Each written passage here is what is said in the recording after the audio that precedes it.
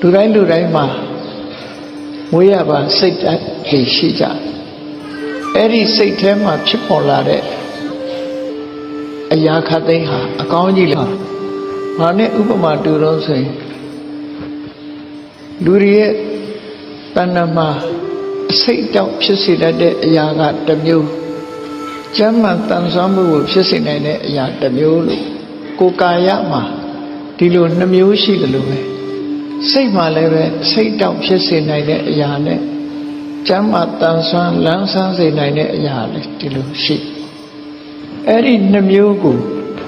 မြတ်စွာဘုရားသိအောင်ခွဲခြားဟောကြားခြင်းသာဖြစ်တယ်သိအောင်ခွဲခြားဒါလူတိုင်းသိရှိရမယ့်အချက်မိမိရဲ့ဘဝမြင့်တင်နိုင်ရေးအတွက်ကိုယ်ကာယကျမ်းမှတန်ဆွမ်းမှုဆိုတဲ့နေရာမှာကိုယ်ကာယမှာအစိတ်တောက်ဖြစ်စေနိုင်တဲ့အရာတွေကိုယ်တဏ္ဍမှာကာကွယ်ပေးပြီးတော့ရှိနေခဲ့တော့ရှင်းလင်းဖယ်ရှားပစ်ဖို့နဲ့ကိုယ်ကာယလန်းဆန်းတက်ကြွစေနိုင်တဲ့အကျိုးပြုတဲ့အရာတွေကိုတော့ထပ်ပြီးတော့ဖြစ်တင်ပေးရမှာဒါပေါ့ပါထို့တူပဲစိတ်ပိုင်းဆိုင်ရာမှာလည်းပဲအစိတ်တောက်ဖြစ်နေတဲ့အရာတွေလူတွေရဲ့တဏ္ဍာမှာရှိနေထိုအစိတ်တောက်ဖြစ်တဲ့အရာတွေကိုဖယ်ရှားပစ်ပြီးတော့လူတွေရဲ့စိတ်နေသဘောထားတွေမြင့်မြတ်လာစေမဲ့အရာတွေကိုပြုစုပြောထောင်ပေးရမှာအဲ့ဒီတော့မြတ်စွာဘုရားကအဲ့ဒီနှစ်ခုကိုခွဲခြားဟောပြီးတော့အစိတ်တောက်ဖြစ်မဲ့အရာတွေကိုဖယ်ရှားလို့လန်းဆန်းတက်ကြွကြီးပွားတိုးတက်စေနိုင်တဲ့စိတ်နေသဘောထားတွေကိုကိုယ်တဏ္ဍာမှာမွေးမြူဖွံ့ဖြိုးအောင်လုပ်ရမယ်လို့ဟောတယ်စကားလုံးနဲ့ပြောမယ်ဆိုရင်တော့အစိတ်တောက်ဆိုဒီမှာအကုသိုလ်မှန်သမျှမလုပ်ဘဲရှောင်ကျဉ်ရမယ်ကုသိုလ်မှန်သမျှမိမိတဏ္ဍာမှာဖြစ်အောင်တတိထားရမယ်လို့ဆိုတဲ့ဒီအချက်နှစ်ချက်ဟာမြတ်ဗုဒ္ဓရဲ့အခြေခံအဆုံးအမတစ်ခုပဲဖြစ်တယ်ပေါ့အဲ့ဒီတော့ကုသိုလ်နဲ့အကုသိုလ်ခွဲခြားသိထားပြီးတဲ့နောက်မှာအကုသိုလ်ကိုကိုယ်တဏ္ဍာမှာမဖြစ်အောင်ထိမ့်သိမ်းစောင့်ရှောက်ခြင်းဖြစ်လာလို့ရှိရင်ရှင်းလင်းဖယ်ရှားပစ်ခြင်းကုသိုလ်ဆိုတဲ့ကောင်းကျိုးချမ်းသာကိုဖော်ဆောင်ပေးနိုင်တဲ့တဘာဝဆွမ်းအားတွေကိုယ်တဏ္ဍာမှာမဖြစ်သေးရင်ဖြစ်အောင်လုပ်ခြင်းဖြစ်လာပြီးလို့ရှိရင်တိုးတက်ပွားများလာအောင်ကြိုးစားခြင်းဆိုတဲ့ဒီလုပ်ငန်းလေးရပ်ကြိုးစားမှုလေးရပ်ကိုတမ္ပပဒံလို့ခေါ်တယ်တမ္မာပဒါနမှန်ကန်သောကြိုးပမ်းအထောက်မှုလို့ပြောဆိုအဲ့ဒီတဲ့အရေးကြီးတဲ့လောကမှာမရှိဘူးလို့ဆိုလို့ဒါဖြင့်ပြင်မဲ့ကကိစ္စတွေရောအရေးမကြီးဘူးလားလို့ဆိုအားလုံးဟာဒီထဲမှာဘောင်ဝင်သွားတယ်လူဘဝယက်တိဖို့ရအတွက်ဒီအခြေအနေကောင်းတွေနဲ့ပတ်သက်တယ်အားလုံးလည်းသိကြတဲ့အတိုင်းပဲအခြားဖွံ့ဖြိုးတိုးတက်မှုမှန်သမျှဟာကိုယ်ကာယတန်ဆွမ်းမှုနဲ့အတိညာဖွံ့ဖြိုးမှုပေါ်မှာမူတည်တယ်ပေါ့ကိုယ်ကာယတန်ဆွမ်းမှုအတိညာဖွံ့ဖြိုးမှုကိုအကျိုးပြုတဲ့တရားတွေဟာ wholesome state လို့ခေါ်တဲ့ကုသိုလ်တရားတွေသာဖြစ်တယ်ပေါ့ကုသိုလ်ဆိုဒီမှာစိတ်ချမ်းသာမှုကိုပေးတယ်ဘယ်ခါပဲဖြစ်ဖြစ်စိတ်ကိုပူပင်တော့ကကိုမဖြစ်စေတတ်ဘူးလန်းဆန်းတက်ကြွမှုကိုဖြစ်စေတတ်တယ်ဒါကြောင့်မို့ကုသိုလ်ဆိုတဲ့သဘာဝတရားဟာမိမိအတွက်အကျိုးပြုတဲ့တရားဖြစ်လို့ wholesome state လို့အင်္ဂလိပ်လိုဘာသာပြန်ညနော် wholesome ကောင်းကျိုးတွေကိုဖြစ်စေတယ်unwholesome ဆိုတဲ့အကုသိုလ်တွေကြကိုယ်ဘယ်လုံးမှအကျိုးမပြုစိတ်ထဲမှာဖြစ်တာနှစ်ခုစဉ်းစားကြည့်ပေါ့ထင်ရှားတာကိုပြောမယ်ဆိုရင်ဒေါသဖြစ်နေတဲ့အချိန်နဲ့မေတ္တာဖြစ်နေတဲ့အချိန်နှစ်ခုကိုနှိုင်းယှဉ်ကြည့်လိုက်ဒေါသဖြစ်နေပြီဆိုရင်လူဟာစိတ်ဟာပူလောင်နေမကြေမနက်တွေဖြစ်နေတယ်စိတ်ပူလောင်မှုတွေဖြစ်နေတယ်စိတ်လှုပ်ရှားမှုတွေ evil emotions ဆိုမကောင်းတဲ့အတွေးတွေတွေးလာတယ်ဒေါသဖြစ်နေပြီဆိုရင်ဘာလုပ်မယ်ညာလုပ်မယ်နဲ့တွေးတဲ့အတွေးတွေမှန်သမျှဟာရာဇဝမှုဘက်ကိုဥလဲ့နေတဲ့အတွေးတွေသာတွေးနေမှာပဲဒါကိုယ့်ကိုယ်စဉ်းစားကြည့်ပါစို့ဒေါသနဲ့အတွေးတွေဟာ တစ်ဖက်သားကိုပြောလိုက်မယ်ဆိုလိုက်မယ်ရိုက်လိုက်မယ်နှက်လိုက်မယ်ဆိုတဲ့အတွေးတွေနဲ့မကျေနပ်မှုတွေကနေဆင့်ပွားပြီးတော့မဖြစ်တဲ့အပြောမပြောတဲ့အပြောတွေစကားတွေနှုတ်ကထွက်တယ်မလုပ်တဲ့အလုပ်တွေလုပ်လာအဲ့ဒါunwholesome state ရဲ့လှုပ်ဆောင်မှုနဲ့ bad emotion ကိုမထိန်းနိုင်ဘူးဆိုလို့ရှိရင်လူတွေကပြဿနာတက်သွားတယ်ဒီကနေ့ကဘာကြီးမှာ terrorism ဆိုတာပေါ်နေပြီးတော့အဲ့ဒါကိုလက်ခံပြီးတော့မှန်တယ်ထင်ပြီးတော့လုပ်နေတဲ့ပုဂ္ဂိုလ်တွေဟာအမုန်းတရားကိုအခြေခံပြီးလုပ်နေကြတာပဲဖြစ်တယ်ဒေါသဆိုတာကိုအခြေခံပြီးတော့လုပ်နေကြတာဖြစ်တယ်ဒါကြောင့်မို့ဒေါသဆိုတဲ့အဆိုးတရားဟာလူတွေရဲ့ရင်ထဲမှာလူတိုင်းမှာရှိတဲ့ရင်ထဲကနေဖယ်ထုတ်ပယ်ရှားပြစ်လိုက်ပြီးပယ်ရှားကြရမှာဖြစ်တယ်ပယ်ရှားလိုက်နိုင်ပြီဆိုရင်အားလုံးဟာဒီချစ်သောမျက်လုံးပြုံးသောမျက်နှာနဲ့တူတူဟာจิตတခြင်းသီခံခြင်းခွင့်လွှတ်ခြင်းနဲ့တူတူဒုက္ခပေးတာမျိုးမလုပ်ကြတော့ကဘာကြီးငြိမ်းချမ်းသွားနိုင်လူမျိုးဆိုလို့ရှိရင်လည်းလူမျိုးတအုပ်စုတွေမှာငြိမ်းချမ်းသွားနေနိုင်ငံဆိုလည်းနိုင်ငံတစ်နိုင်ငံအတွင်းမှာငြိမ်းချမ်းအဓိကအကြောင်းတရားကအဲ့ဒါသာလည်းဖြစ်တယ်အဲ့ဒါကိုပဲမြတ်စွာဘုရားကဟောတာအစိုးတရားတွေကိုကိုယ့်ရင်ထဲမှာမတိုးပွားအောင်ကြိုးစားဖယ်ရှားဖို့အကောင်းတရားတွေကိုမိမိရင်ထဲမှာပြုစုပြောထောင်ပြီးတိုးပွားလာအောင်ဆောင်ရွက်ဖို့ဆိုတာမြတ်စွာဘုရားရဲ့ဒီအခြေခံအကျအဆုံးအဆုံးအမသာဖြစ်တယ်ပြောမယ်ဆိုရင် what the Buddha taught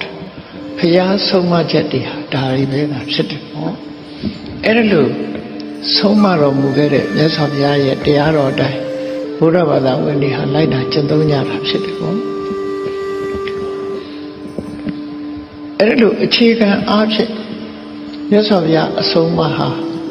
အကုသိုလ်တရားတွေကိုလုံးဝဖယ်ရှားပစ်ခြင်းနဲ့ကုသိုလ်တရားတွေကိုယ်တဏ္ဍာမှာတိုးပွားအောင်လှုပ်ဆောင်ခြင်းဟာအဓိကဒါဖြင့်ဗမာလူမျိုးတွေနားလည်နေတဲ့ကုသိုလ်ဆိုတာဘုရားကျောင်းကနေသွားပြီးတော့တရားထိုင်ရမှာလားလှူရမှာလားတန်းရမှာလားသူဘုတ်တိလားဆောင်းတရားမှာလားဒီလိုဆိုလိုတာမဟုတ်ဘူးကုသိုလ်ဆိုတာအဗ္ဗဓမ္မခြေပြတ်တယ်အိမ်မှာနေရင်လမ်းသွားရင်လည်းကုသိုလ်စိတ်ဓာတ်ဆိုတာကိုယ်နဲ့ပတ်ဝန်းကျင်ဆုံစည်းလာတဲ့ပုဂ္ဂိုလ်တွေပေါ်မှာမေတ္တာထားတယ်အကျဉ်းနာပွားတယ်အားလုံးလေးစားတယ်ခင်မင်းတယ်ဆိုပါစို့ကိုချင်းစာတရားရှိလမ်းသွားတာတောင်မှကိုချင်းစာတရားနဲ့သွားမယ်ဆိုလို့ရှိရင်ဘယ်သူကမှအနှောက်အယှက်ပေးရမရဘူးပေါ့အဲ့တော့ကိုချင်းစာတရားစာနာစိတ်ကလေးတွေဟာဒါတွေဟာကုသိုလ်အလွန်တန်ဖိုးရှိတဲ့ကုသိုလ်ကျောင်းကြီးတွေကံကြီးတွေဆောက်ပြီးမှကုသိုလ်မဟုတ်ဘူးကိုချင်းစာစိတ်လေးရဲ့တန်ဖိုးဟာအမှန်တမ်းကြီးမားကိုချင်းစာတယ်ဆိုတာမေတ္တာအခြေခံတရားတစ်ခုပဲဒါလည်းကုသိုလ်ပဲအဲ့ဒီမေတ္တာအခြေခံနိုင်မှလူတွေရဲ့တဏ္ဍာတူနဲ့တူဆက်သွယ်ပေါင်းစပ်ပြီးကောင်းမြတ်တဲ့အလုပ်တွေကိုလုပ်ဖြစ်တာဟုတ်တူမကျေနပ်တာတို့စော်ကားတာတို့လုပ်ပြီးဆိုလို့ရှိရင်အကုသိုလ်တွေကဇက်တိုက်လာတော့တာနော်သူတစ်ခုလုပ်ရင်ငါနှစ်ခုလုပ်မယ်ဆိုတာမျိုးတွေနဲ့အဲ့ဒါလို့ဖြစ်ပြီးတူရန်ဆောင်ခြင်း jealousy ဖြစ်ခြင်းကိုယ်သာကြီးပွားလို့တဲ့ကျင်းမြောင်းတဲ့စိတ်ဓာတ်တွေမွေးမြူခြင်းဆိုတာဒါတွေကအကုသိုလ်တွေကြီးပဲအကုန်လုံးအဲ့တော့ကုသိုလ်လုပ်တယ်ဆိုတာအခြေခံအားဖြင့်ပြောမယ်ဆိုရင်ကိုချင်းစာစိတ်လေးထားတယ်ကိုချင်းစာတရားထားတယ်ကိုချင်းစာတရားထားအဲ့တော့မေးကောင်းမေးလိမ့်မယ်ကိုကတော့ကိုချင်းစာတားပါတယ်ကိုက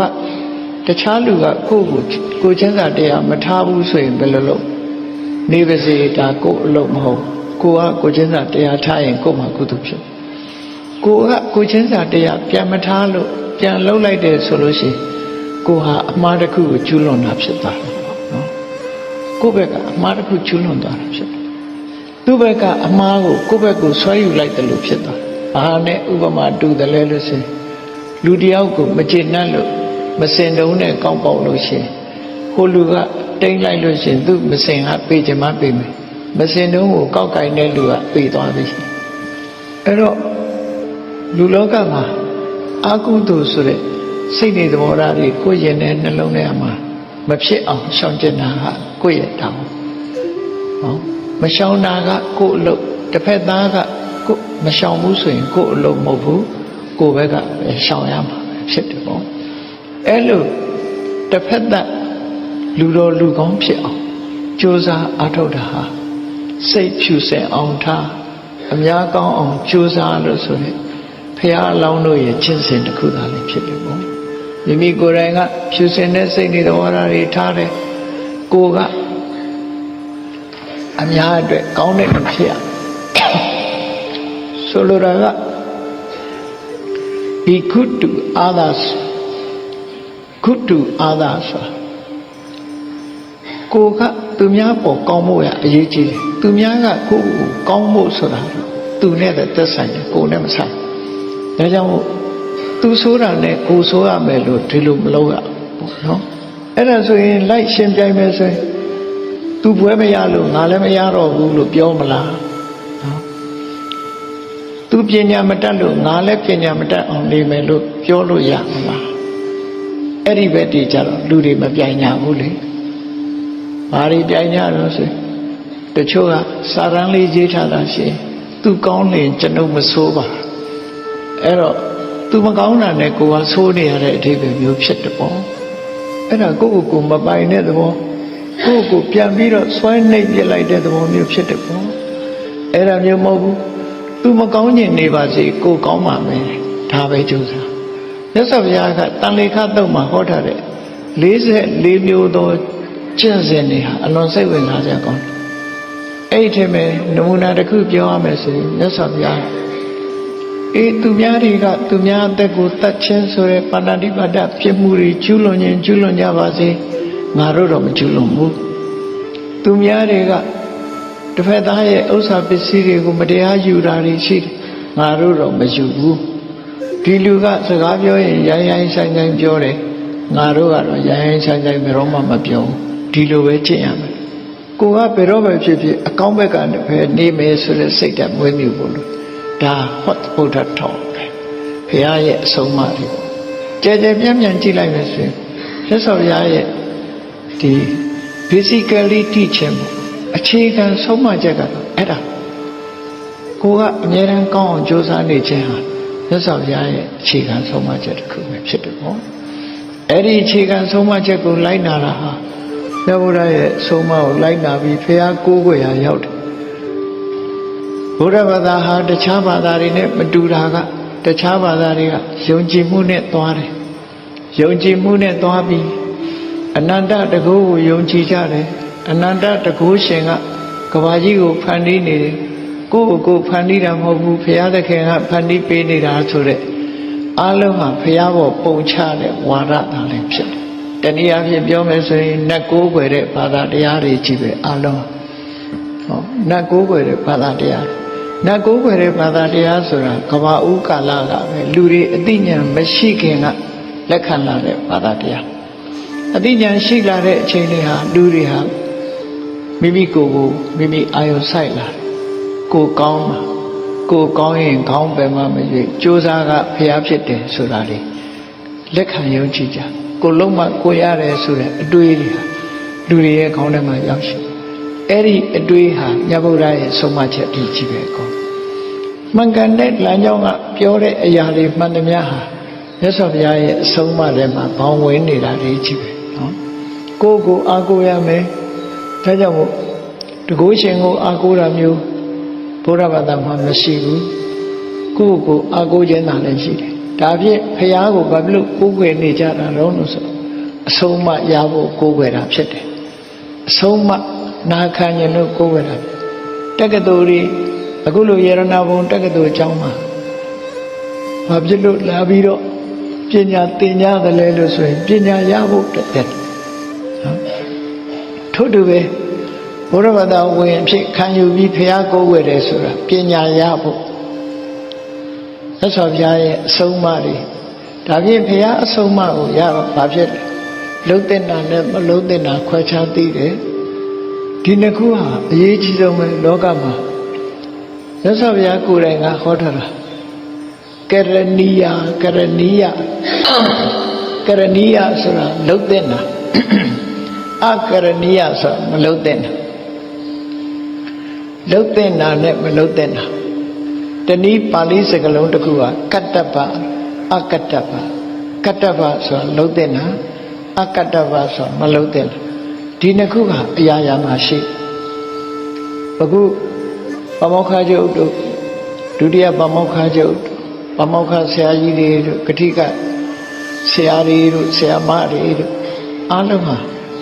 ကျောင်းသားတွေကိုဆုံးမတဲ့အခါမှာမလုတ်တဲ့နာမလုတ်ဖို့နဲ့လုတ်တဲ့နာလုတ်ဖို့ဒါပဲဆုံးမအချုပ်အားဖြင့်ပြောရင်တော့ဒီထဲမှာအကုန်ပေါင်းဝင်နေပေါ့လုတ်တဲ့နာနဲ့မလုတ်တဲ့နာဒီတစ်ခုပဲပြောတာအချုပ်ပြောလိုက်ဒါမလုတ်နဲ့ဒါလုတ်ဟောဒီလိုပဲဆုံးမအသိပညာပေးတာတွေဟာမှန်သမျှတွေကလည်းမလုတ်တဲ့နာနဲ့လုတ်တဲ့နာခွဲခြားသိဖို့ပဲဘာကြောင့်လဲလို့ဆိုရင်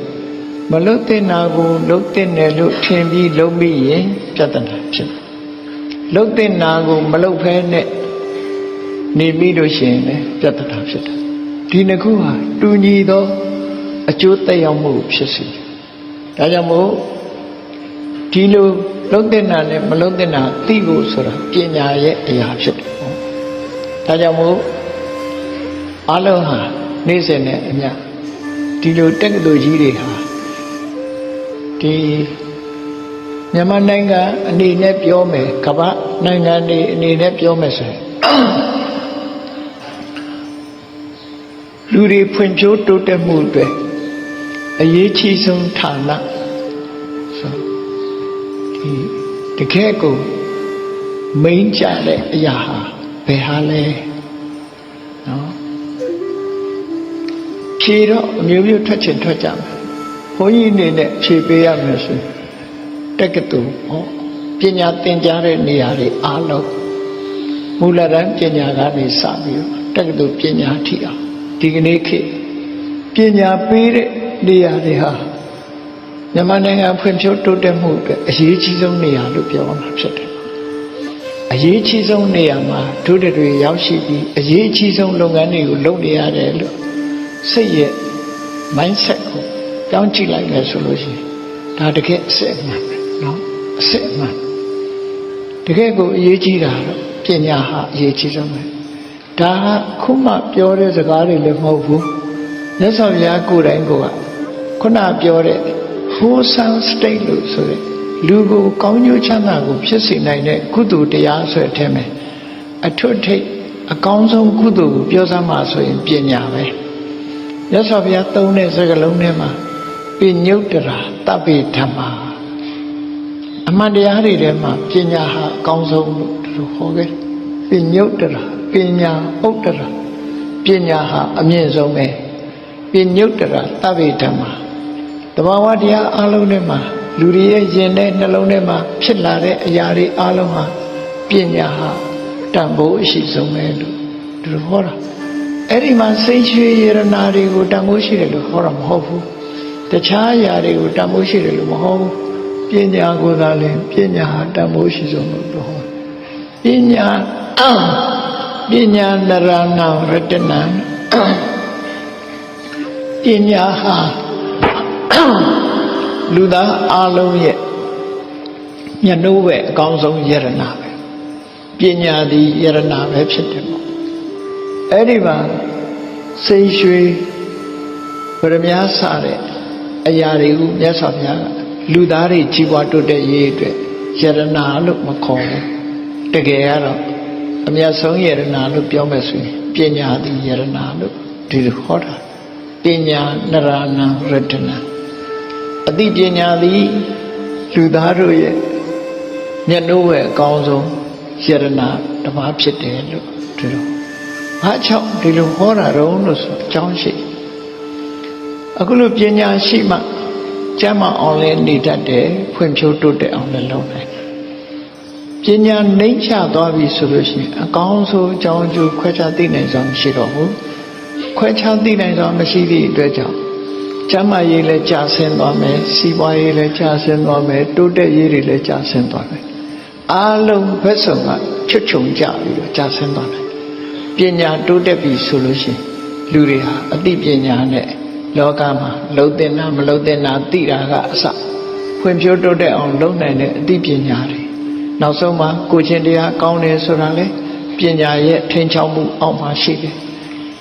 ကျမ်းမာမှုဆိုတာလေပညာရဲ့ထိန်းချုပ်မှုအောက်မှာရှိတယ်အားလုံးဟာအသိပညာကနေပြီးအကုန်လုံးအဆုံးဖြတ်ပေးသွားတာဖြစ်တယ်ဒီကနေ့ကဘာမှာသိစရာတွေမြောင်များစွာရှိတယ်သူစရာတွေမြောင်များစွာရှိတယ်လေးလာမှတ်သားစရာတွေမြောင်များစွာရှိတယ်ဘလောက်ပဲများအဲ့ဒီများပြားလှတဲ့ဒီအကြောင်းအရာဆိုလိုတာကတုဒ္ဒပေါ့တုဒ္ဒဆိုတာနာကကြားရတဲ့အကြားတွေမှန်တယ်မြတ်သို့မဟုတ်မျက်စိနဲ့ဖတ်ရှုလေ့လာတဲ့အရာတွေမှန်တယ်မြတ်သူပြောလူပြောလို့ကြားတဲ့အရာတွေမှန်တယ်မြတ်ကမ္ဘာလောကကြီးမှာရှိတယ်မြတ်တည်င်းဟူတယ်မြတ်ပေါ့နော်အဲ့ဒီတည်င်းဟူတယ်မြတ်သို့မဟုတ်ကိုသင်ထားတဲ့ subject matter တွေမှန်တယ်မြတ်အဲ့ဒါတွေဟာတုဒ္ဒရိတာဖြစ်တယ်ပေါ့ပညာမဟုတ်သေးဘူးဒါဖြင့်ဒီတက္ကသိုလ်ကသင်ပေးနေတာပညာလားလို့မေးရင်ပညာမဟုတ်ဘူးဘာကိုသင်ပေးတာ subject matter ကိုသင်ပေး subject matter ဆိုတာစဉ်းစားစရာအကြောင်းတစ်ခုသင်ပေးတာပဲလေ subject matter ကိုသင်တယ်ဒါပေမဲ့လို့ပညာသင်တယ်လို့ခေါ်ကြတယ် subject matter ကိုအခြေခံပြီးတော့မှပညာဆိုတာဖြစ်ပေါ်လာတယ်တည်တည်ချာချာအလေးနဲ့စဉ်းစားကြည့်အလေးနဲ့စဉ်းစားကြည့်လို့ဆိုဒါတွေဟာမှတ်သားထားတဲ့ကြားနာမှတ်သားထားတဲ့လေ့လာထားတဲ့ဖတ်ရှုထားတဲ့အရာတွေဟာအားလုံးဟာ subject matter တွေပညာမရှိလို့ရှိရင်အဲ့ဒီ subject matter တွေပေါ်မှာကိုယ့်ရဲ့ခံယူချက်ဟာလွဲမှားသွားနိုင်တယ်ပေါ့ဒါကြောင့်မို့ပညာဆိုတာအဲ့ဒီ subject matter တွေပေါ်မှာဆင်ញင်သုံးသပ်ပြီးစဉ်းစားတွေးခေါ်တတ်လို့ဆုံးဖြတ်နိုင်တဲ့အရာသာလျှင်ပညာဖြစ်တယ်ပေါ့ပညာဟာနောက်ဆုံးမှလာတာဖြစ်တယ်ဟုတ်ပြီ subject matter မရှိဘဲနဲ့လည်းပဲပညာဆိုတာရှိလာဖို့မဖြစ်နိုင်ဘူးဒါကြောင့်မို့ဒီပိဋကတ်စာပေမှာဘာဆိုထားတော့ဆိုပညာတုဒ္ဒဝိနည်းစိနီပညာဟာတုဒ္ဒကိုဆုံးဖြတ်နိုင်တယ်လို့ဆိုမှန်ကန်တဲ့အကြောင်းအရာလားမမှန်ကန်တဲ့အကြောင်းအရာလားဆိုတာတုဒ္ဒကိုဆုံးဖြတ်နိုင်လောကမှာလူတွေတွေ့မြင်ကြားနာနေရတဲ့အရာတွေဟာတုဒ္ဒတွေတာဖြစ်တယ်အဲ့ဒီတုဒ္ဒကိုဟုတ်တယ်မဟုတ်ဘူးဆုံးဖြတ်တာတော့ပညာနဲ့ပဲဒါကြောင့်မို့ဘုရားဘာသာဝင်သူတော်စင်တွေအားလုံးကြားဘူးထတာရှိတယ်လေ950ဇတ်ထဲမှာပုံပြင်လို့ဆိုထားတဲ့ဟာလေးကတကယ်ကိုသင်ခန်းစာပေးထားတဲ့အရာလေးတစ်ခုပဲဖြစ်တယ်ပေါ့အဲ့ဒီမှာတောထဲမှာခြုံပုတ်အောက်အိတ်နေတဲ့ယုံကလေးတစ်ကောင်ဟာခေါင်းထဲမှာဘာတွေးမိတယ်လဲဆိုရင်ယုံဆိုတဲ့အကောင်ကကြည့်သွားလို့ရှိရင်လေသူကမြေကြီးပေါ်မှာခုံစွာသွားလေးရှိတာသွားတဲ့အခါမှာသူအိတ်နေရင်းကနေသူဘယ်လိုစဉ်းစားမိတော့ဆိုငါအိတ်နေတဲ့မြေကြီးများပြိုကျသွားရင်ဘယ်နဲ့များနေမလဲငါဘယ်ပေါ်မှာသွားလို့ရမလဲစဉ်းစားနေတဲ့အချိန်တုန်းမှာအပေါ်ကသူအိတ်နေတဲ့ခြုံပေါ်ကဒီထပင်းအငယ်လေးတွေကလည်းရှိတယ်အရွက်ချောက်နေတာ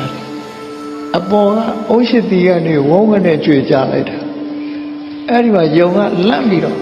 ဟာငါထင်တဲ့အတိုင်းမြေကြီးပြိုပြီဆိုပြီးထွက်ပြေးတယ်နော်သူအိတ်နေတဲ့မြေကြီးသူအောက်ကမြေကြီးပြိုပြီဆိုပြီးတော့ထွက်ပြေးယုံပြေးတာမြင်တော့တခြားသတ္တဝါတွေကဘာလို့ပြေးတာတော့ဆိုမမေးနဲ့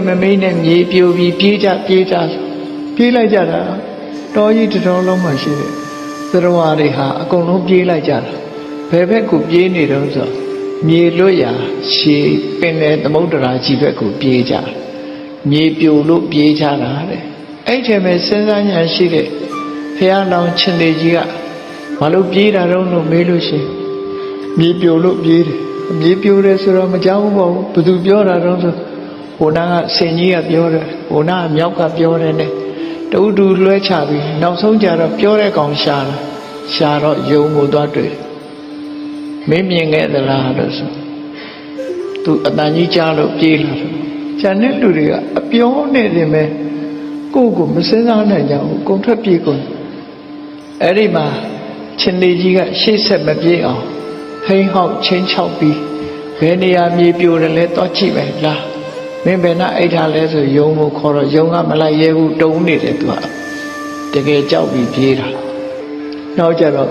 ကျောပေါ်တင်းခေါ်သွားပြီးတော့သူအိတ်တဲ့နေရာထိလမ်းပြခိုင်းတဲ့အခါကျတော့ဘာမှမဟုတ်ဘူးသူအိတ်နေတဲ့ခြုံပေါ်ကတည့်ရွက်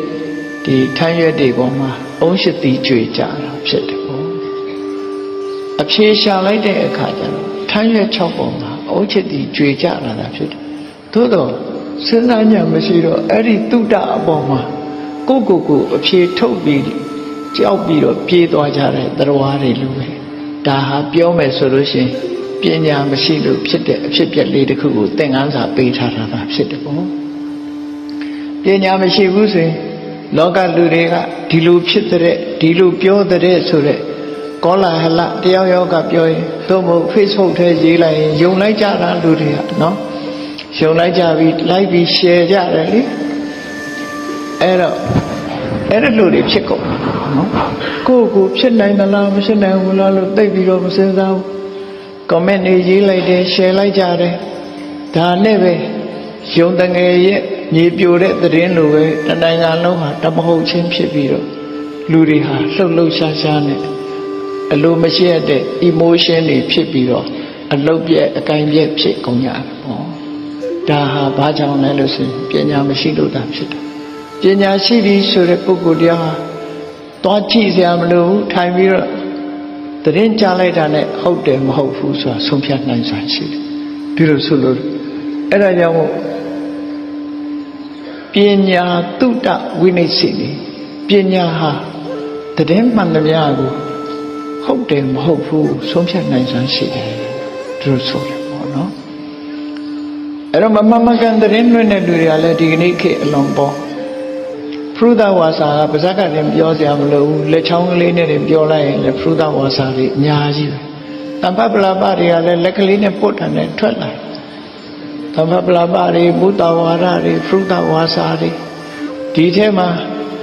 အမျိုးစုံပဲပိတုဏဝါစာဂုံးတိုက်တဲ့စကားလုံးတွေဒီထဲမှာအကုန်အဲ့ဓာတွေကိုယုံတငယ်လိုမြေပြိုတယ်ထင်ပြီးစိတ်လှုပ်ရှားနေမယ်ဆိုလို့ရှိရင်တော့ဘာတစ်ခုမှအလုပ်ဖြစ်မှာမဟုတ်ဘူးပေါ့အဲ့ဒါပညာအားနည်းခြင်းရဲ့အဓိပ္ပာယ်တွေကိုဖော်ပြနေတာဖြစ်လို့ကိုလောက်ရမယ့်အလုပ်နဲ့ကိုသိရမယ့်အတတ်ပညာတည်တည်ငြိမ်ငြိမ်နဲ့ကြိုးစားအထောက်ဖို့အားလို့ဒါကြောင့်မို့လို့ပညာတုဒ္ဒဝိနိစ္စနေပညာသည်တုဒ္ဒကိုဆုံးဖြတ်နိုင်စွမ်းရှိတယ်လို့ဒါလို့ဆိုပညာကိတ္တိတိလောကဝဋ္ဌဏီဒါကတော့ပြဇတ်ကိုပြောတာပညာရှိလာလို့ရှိရင်ကြော်စောသတင်းတွေတကယ်ထူးချွန်တဲ့ပညာရှိလာပြီဆိုရင်ကြော်စောသတင်းတွေထွက်ပေါ်နိုင်တယ်ပညာသဟိတောနရောအပိဒိဋ္ဌိပိအပိဒုက္ခိပိဒုက္ခနေဝိနတိအသိပညာရှိပြီဆိုလို့ရှိရင်ဘလောက်ပဲအခက်ခဲကြုံဘလောက်ပဲအကြက်တဲကြုံ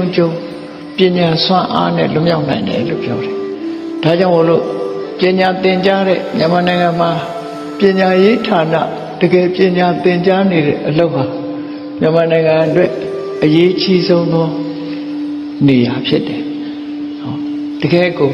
မြန်မာနိုင်ငံရဲ့နှလုံးသားလို့ပြောရမှာပဲဖြစ်တယ်ပေါ့ပညာသည်တကယ်နှလုံးသားပဲအဲ့တော့တကယ်အရေးကြီးတဲ့နေရာမှာအလုပ်လုပ်ကြပြီဆိုရင်တို့တဲ့သူကိုယ့်ရဲ့တန်ဖိုးသင်ယူနေကြတဲ့တပည့်အကြောင်းသားတွေကလည်းထိုးတူ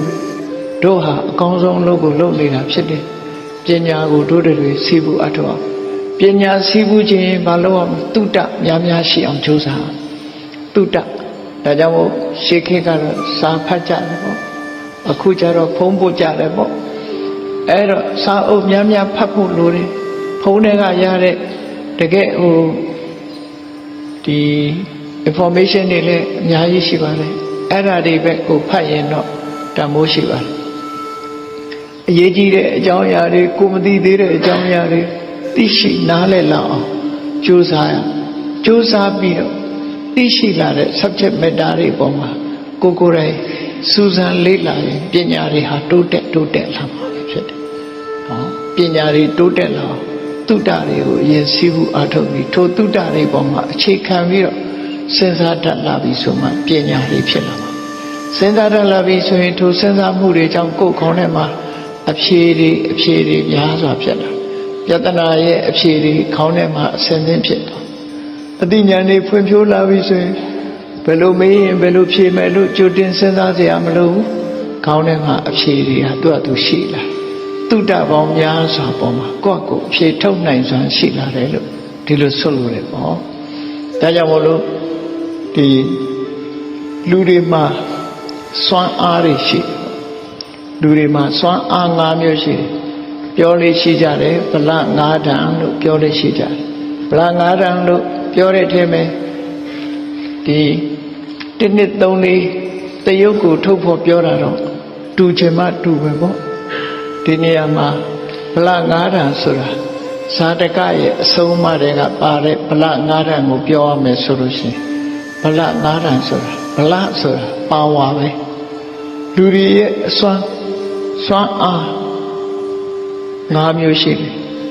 တော့ဗလကိုဘာသာပြန်တဲ့အခါမှာပါဝါလို့ပဲဘာသာပြန်လေးရှိတယ်ဟောခွန်အားလို့ strength လို့လည်းပြန်တာရှိတယ်ပေါ့သို့တော့ပါဝါဆိုတဲ့စွမ်းအားတစ်ခုအဲ့ဒီမှာနံပါတ်1လူတွေမှာရှိနေတတ်တဲ့ပါဝါ၅မျိုးထဲမှာနံပါတ်1ကဘာလဲလို့ဆိုလို့ရှိရင်သူက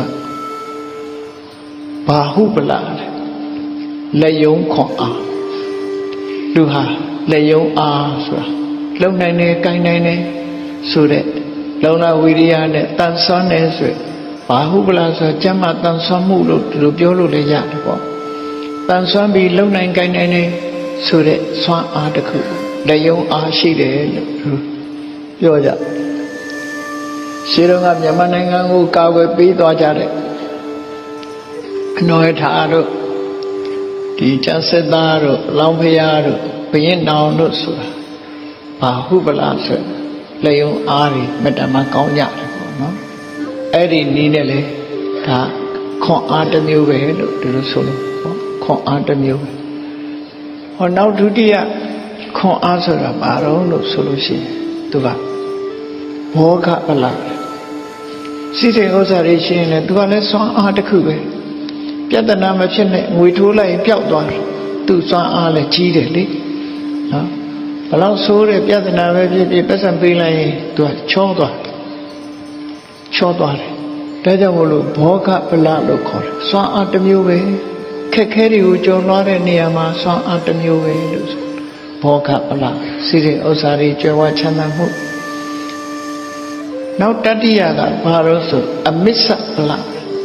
လုဖို့ကံပဲအပေါင်းအသင်းရောင်းရည်နဲ့ကောင်းတယ်အဖွဲ့အစည်းကောင်းတယ်ပေါ့နော်အဖွဲ့အစည်းကောင်းတယ်အဲ့ဒီအဖွဲ့အစည်းလုဖို့ကံပွတ်တည်နေစွမ်းအားဟာအမစ္ဆပလအမစ္ဆဆိုဒီမှာသူကအမာဒဟဘဝန္တိတိအမစ္ဆောဆိုမြန်မာလူတော့အမတ်လူပြန်လေးရှိကြတယ်ဒါပေမဲ့အတူတကွလုဖို့ကံပွတ်တယ်အဲ့ဒီအတူတကွလုဖို့ကံပွတ်တည်ရဲ့စွမ်းအားအများအားဆိုတာဒီတယောက်အားနဲ့ယူတော်မရအများအားနဲ့ယူတော်ရတယ်ဆိုရင်အများစွာအားလည်းရှိအဲ့ဒါကိုအမစ္ဆပလလို့ခေါ်တယ်နံပါတ်၄ကတော့ဘာလို့ဆိုအဘိရှစ္စပလလူဆိုတာမျိုးရိုးကောင်းတာရှိတယ်မျိုးရိုးကောင်းတဲ့အားလည်းပဲကြီးမားတယ်မျိုးရိုးမြင့်မြတ်သည့်အတွက်ကြောင့်လူတကာကလေးစားတယ်ထင်ကြီးတယ်ဆိုတာရရှိထားပြီးသားဖြစ်တယ်အဲ့ဒီမျိုးရိုးကောင်းမှုဆိုတဲ့အားအဲ့ဒီအားတွေဟာတကယ်တော့တကယ်အားတွေမဟုတ်ပါဘူးတဲ့တကယ်ပါဝါတွေမဟုတ်ပါဘူးနံပါတ်5ဖြစ်တဲ့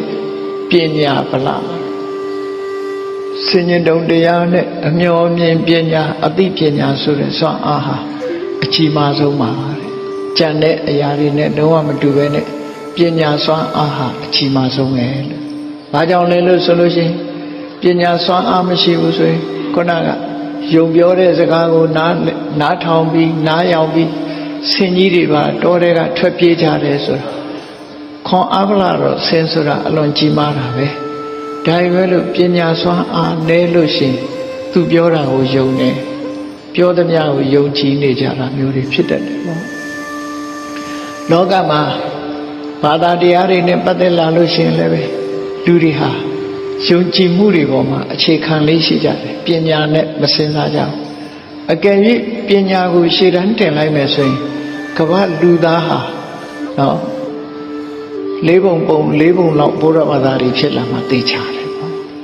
ပညာသာရှေ့တန်းတင်လိုက်မယ်ဆိုရင်ဘုရားဘာသာတွေဖြစ်ဒီကနေ့ခေတ်မှာဘာသာတရားနဲ့ပတ်သက်ပြီးတော့ free thinker ဆိုပြီးတော့ပေါ်လာနော်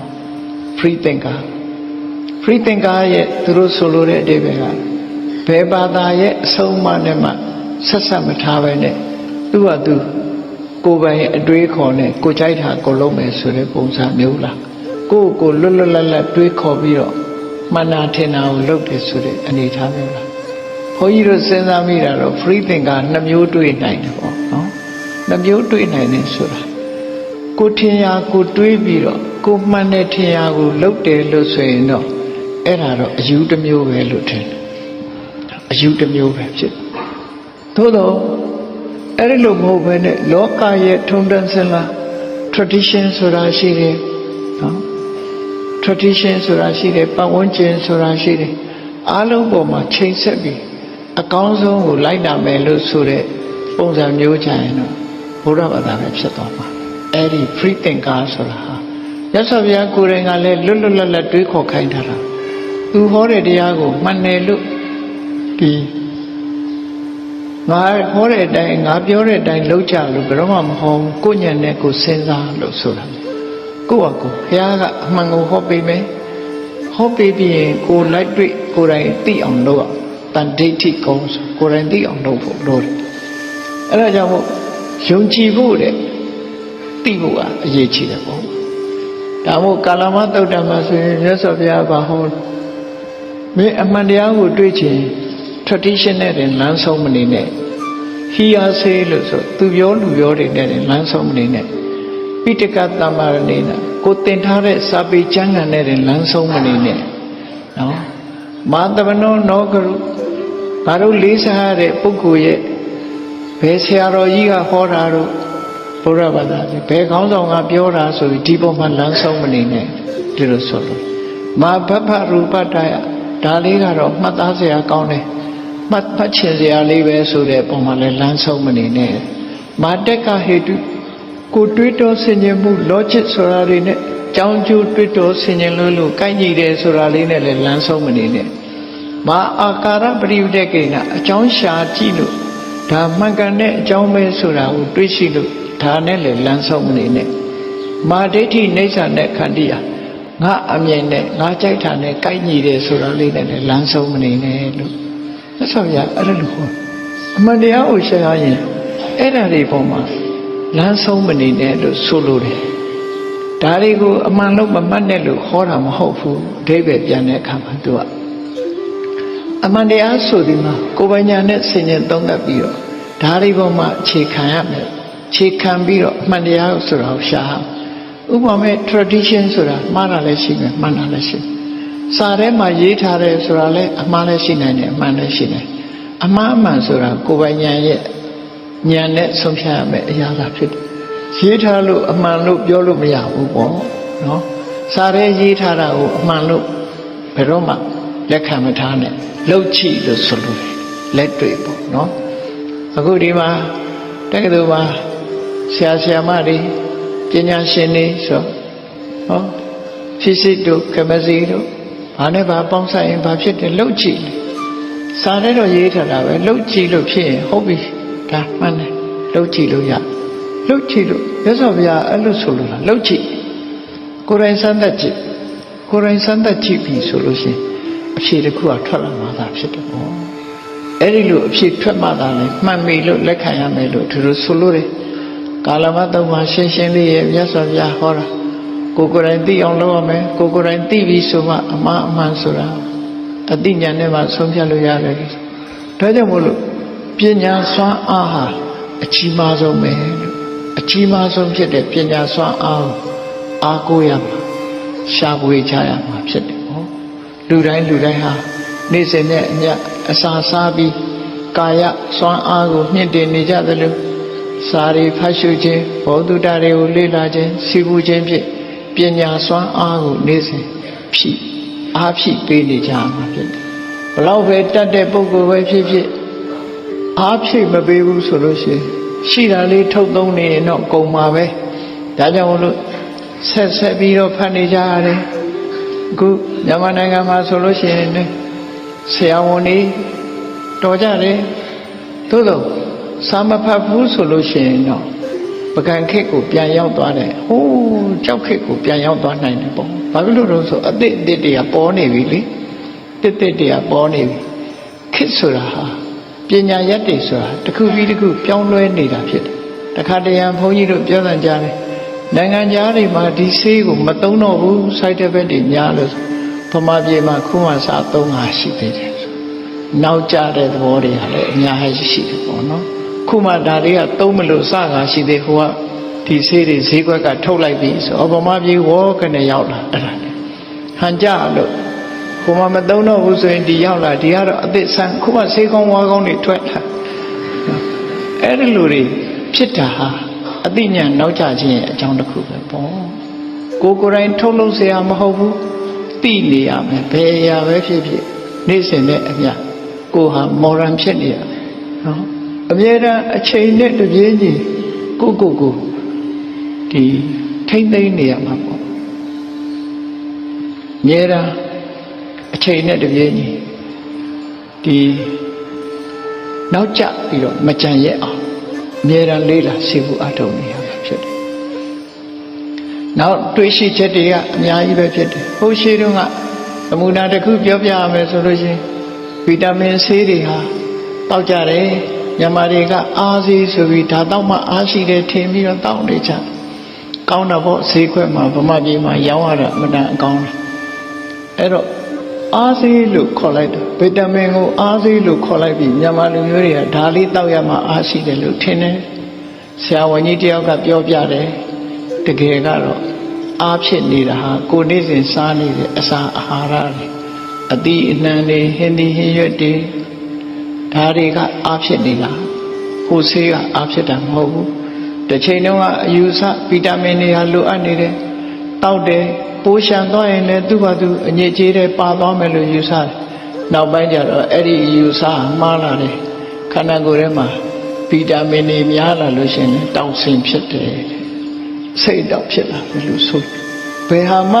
ခန္ဓာကိုယ်ထဲကိုအစိတ်တောက်ဖြစ်မဲ့အရာတွေဟာမရောက်စိတ်တယ်ဘူးပေါ့နော်လွဲမာတဲ့အတွေးအခေါ်တွေဟာနောက်ကျပြီးတော့ကြံရတဲ့ဒါကြောင့်မို့လို့ပညာကိုအမြဲတမ်းလေ့လာစီးပူးအားထုတ်နေရခေတ်နဲ့အညီကိုယ့်ရဲ့ပညာရက်တွေဟာနောက်ကျမနေအောင်ကြိုးစားကြရမှာဖြစ်တယ်အဲ့ဒီလိုကြိုးစားမှဒီကိုဟာနောက်ကျကြံရခြင်းမဖြစ်ဘဲနဲ့အသုံးဝင်တဲ့အနေအထားမျိုးကိုရရှိမှာဒါကြောင့်မို့ပညာစွမ်းအားဟာလောကမှာအရေးကြီးဆုံးဖြစ်ပါတယ်လို့မြတ်စွာဘုရားဒီလိုဟောတာဖြစ်တယ်ပေါ့နော်မြတ်စွာဘုရားရဲ့အဆုံးအမအတိုင်းပြောမယ်ဆိုတံပလနံဗလံတိဋ္ဌံအခံပညာဗလံဗလံပညာစွမ်းအားဟာအကောင်းဆုံးအထွတ်ထိပ်ပဲဖြစ်တယ် top 1လို့ပြောမှာပေါ့ခုခေတ်လို့ပြန်ပညာဟာတကယ်ကို top 1ပဲအဲ့ဒီပညာပလေနုပဋ္ဌတောအထံဝိနတိပဏိတောပညာစွမ်းအားနဲ့အရာရာမှာပံ့ပိုးလိုက်မယ်ဆိုလို့ရှိရင်ဒီလူဟာဘယ်တော့ဖြစ်ဖြစ်ကောင်းကျိုးချမ်းသာတွေကိုရလာမှာလို့ဆိုတယ်ဒါကြောင့်မလို့လူငယ်လူရွယ်လေးတွေပညာကြိုးစားသင်ကြပါစာများများဖတ်ကြပါဖုန်းကိုသိမပွတ်ကြပါနဲ့နော်များများဖတ်ပြီးတော့ဖုန်းထဲကရတဲ့ဟာအကျိုးရှိတဲ့အရာကိုတော့ယူသင့်ပါတယ်အကျိုးရှိတဲ့အရာတွေကိုယူသင့်ပြီးတော့တန်ဖိုးရှိတဲ့ပညာရက်တွေနေ့စဉ်နဲ့အမျှကိုယ်ကောင်းနဲ့ရောက်အောင်ကိုယ်ရင်နဲ့ရောက်အောင်စီးပူးအားထုတ်ကြမှာဖြစ်တယ်အဲ့ဒီလိုစီးပူးအားထုတ်နိုင်မှသာလျှင်မိမိဘဝလည်းတက်လန်းတိုင်းပြည်လည်းတက်လန်းကိုယ်လူမျိုးကိုယ်အတိုင်းဝိုင်းအားလုံးဟာဖွံ့ဖြိုးတိုးတက်မှုဆိုတဲ့အခြေခံကောင်းကြီးတွေကိုရရှိမှာဖြစ်တယ်လို့မြတ်ဗုဒ္ဓရဲ့အဆုံးအမဟာလည်းဒီတိုင်းပဲဆုံးမတာဖြစ်လို့ဘုရားဘာသာဝင်သူတော်စင်တွေအနေနဲ့ပညာစွမ်းအားကိုတန်ဖိုးထားပြီးနေ့စဉ်နဲ့အမျှ ကျမ်းမာရေးပညာပဲဖြစ်ဖြစ်စီးပွားရေးပညာပဲဖြစ်ဖြစ်ဓမ္မပညာပဲဖြစ်ဖြစ်ပညာဟူသည်မြနောက်ကျမကြံရအောင်ကြိုးစားအားထုတ်နိုင်ကြပါစေကုန်သတည်း